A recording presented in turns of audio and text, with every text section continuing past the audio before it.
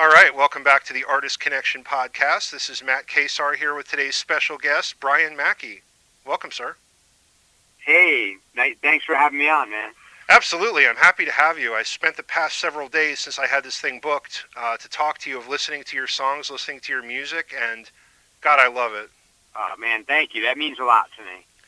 You know, I'm a fan of singer-songwriters, and one thing that struck me, and it struck me listening to you, that not everybody can pull that off. I mean, a lot of people think that they are singer-songwriters or kind of, say they're singer-songwriters, and they might have a story to tell, but sometimes they either don't have the delivery for it, they don't have the voice, they don't have something that makes you as the listener or the fan want to keep listening to the story through to the end. You certainly have that. Well, I really do appreciate that. I kind of came from a world, growing up in rural Florida where we didn't really have much money. And I know a lot of people say that, Sure. but we really didn't. Yeah. We lived on a farm and we just ate eggs and we were just kind of like really poor, and we just did things for entertainment like play guitar and just, so I've been writing songs ever since I was a little kid. Wow. Well, you can tell. And I also noted, I usually don't read people's bios until after I listen to the music. I like the music to kind of speak to me first. And as a little game, I try to figure out what their influence, what your influences may have been. And I was happy to see at the end that Bob Dylan, Jim Croce, and the Beatles were among the three that are listed on your website. But Jim Croce jumped out to me because I grew up in the 70s. I was born in 69. So, guys like James Taylor, Jim Croce, those were my favorite artists when I was a little kid. And wow, man, that definitely comes through. I mean, obviously the style's your own, but when you think of a person's influences, you can tell that you were a Jim Croce fan. Yeah, without a doubt, dude. I mean, I've watched some old footage of Jim Croce. I don't know if you ever caught some of that old stuff when he was like on TV shows. Oh, yeah. Stuff. He was just an amazing guy, amazing performer, and a writer that just had these whimsical ways of telling a story, and really in a humorous way, we really like spoke to a lot of different people across all genres. And that's the thing that I really admire about Jim. And not only that, his connection with his guitar player, Marty Sussman, and just the way they played together. And, he was just an amazing artist, one of my all-time favorites, actually. Yeah, same here, definitely. We lost him way too soon. Yes, without a doubt, man. Because by the 80s, when I was a teenager in the 80s, you already had those greatest hit TV commercials on, fabulous hits of the 70s, and he was kind of reduced to that in people's mind. And then from then on, if you weren't a musician or you weren't a fan of his specifically, the, conversation kind of ended on him. You don't hear a lot of Jim Croce conversation nowadays, and that's sad. No, you don't. And the thing is with a guy like Jim and Harry Chapin. And, another one, yeah. Yeah, those kind of guys. Even Gordon Lightfoot, and they were all in that. And then you had more popular people like Billy Joel and Elton John. Sure. When you're dealing with singer-songwriters of that caliber, it's very rare that that you come across that in a lifetime, and just to have people in that world, in our world, at one time. I mean, we're lucky to hear people like that, I think. Oh, I agree. And the passing of David Bowie a few days ago hits home for that very reason. I mean, there's not a lot of, like, you think of who's on deck to follow up artists like that. Who's going to be the next David Bowie? Who's going to have the next, way with words like a Jim Croce? And sometimes when I listen to top 40 radio or see what's quote unquote popular out there or what's famous now, I tend to wonder, is this stuff going to hold up in 40 or 50 years? Yeah, man, I kind of agree with you. I really do. You listen to some people, and you kind of, some things are about as deep as a puddle. Yeah. And then there's things that are really just limitless, and the stuff that's limitless will last forever. And then the stuff that wasn't so deep will just kind of like, the next thing comes along, and then that one's soon forgotten.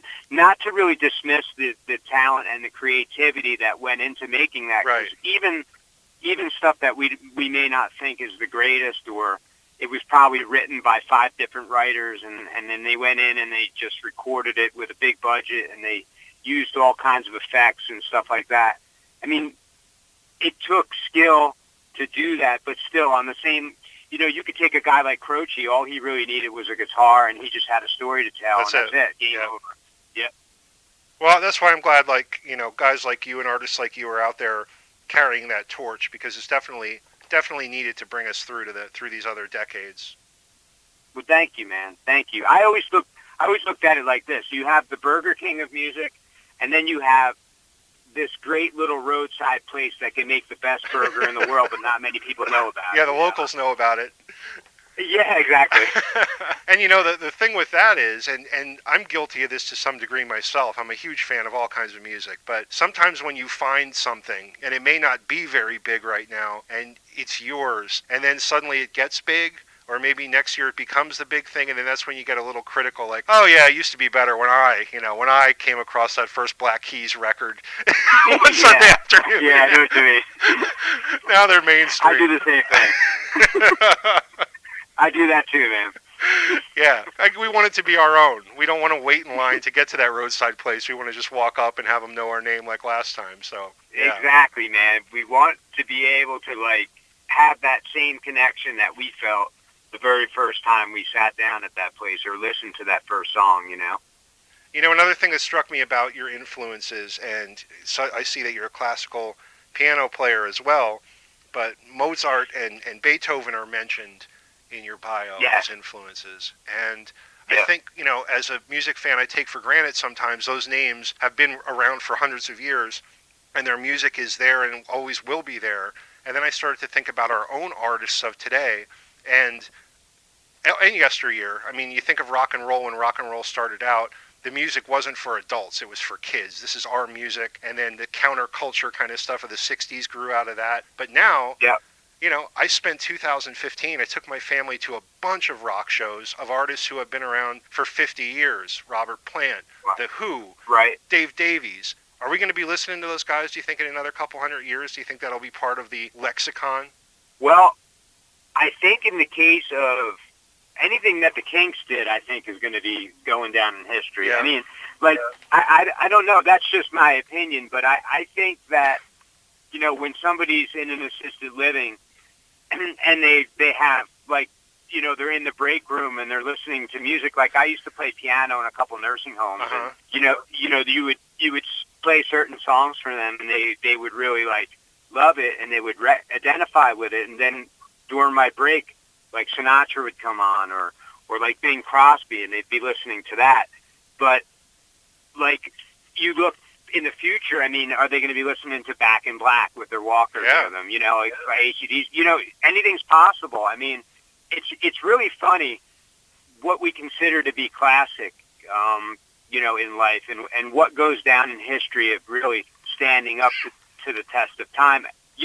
That's how antiques are made, because, we don't really know what's going to be an antique or worth something until that time comes, It's very strange, but with respect to Mozart and Beethoven, I think those were probably just the real popular ones. But then you have Franz Liszt and the other people that were just, they were greats too. And you have many other people, that are awesome, but those were just two of the popular. Lost to history. I mean, there's always going to be people that are maybe should have gotten more recognition, but they just never did. But yeah, I think that some of those people like Led Zeppelin, I think they're just going to last forever. And yeah, I don't know. I think so too.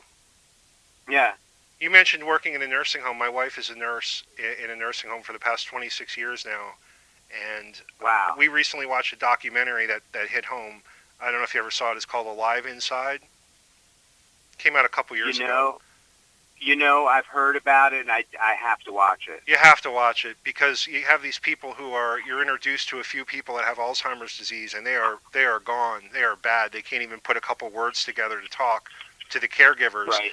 Then they put headphones on them, and they turn on the iPod and play something from the 40s, and you literally, I mean, I don't know if part of it might be great editing, but you just see these people's eyes light up like, holy shit, like something just connected in my brain, and they're singing along with the songs. or they turn off the song and talk about, oh my God, I remember when my mom wouldn't let me listen to Louis Armstrong, and I used to sneak out behind the this and listen to my brother's records, and it's just like